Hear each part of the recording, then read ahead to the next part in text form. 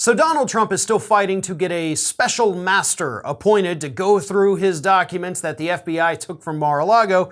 But the DOJ let us know yesterday that it may be too little too late because they have already had a filter team, an independent group of people not working on that investigation, that have gone through the documents. And yeah, they found a couple that they think might be covered by attorney-client privilege.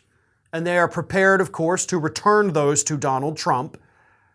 So the whole reason Trump wanted a special master is already negated because all of that was already done. Because what happened, according to the DOJ, was that as soon as the boxes came back, they didn't just leave them sitting around like Trump did. They immediately got the filter team in place and started going through the documents, and now they're done. But Trump waited 2 weeks after the FBI went down to Mar-a-Lago to file his very flawed lawsuit requesting the special master. So flawed, by the way, that last Wednesday, a Trump-appointed judge who they went forum shopping for, first of all, she's like, first, you're going to have to explain to me why I even have jurisdiction over this, because I'm not in the area where this happened. You came and sought me out because you appointed me, basically. And second, your lawsuit is so flawed, it's not even in the right format for the court to be able to accept, so your lawyers are going to have to go back and rewrite that. And all the while this is happening, the DOJ is just sitting over there like, yeah, we're already done. We've completed the things that you've wanted us to complete with a special master. So what's the point? Well, the point always was that a special master would slow things down. It's debatable, I guess, how much it would slow it down, right? First, you got to find the person, then you got to give them the job duties, then they've got to go through because it's usually just a handful of people. They've got to go through, they slow roll it if they want to. That may not be a factor now. Now, that's not to say that the court can't still go back and appoint a special master and make them go back through the documents. That is absolutely a very real possibility.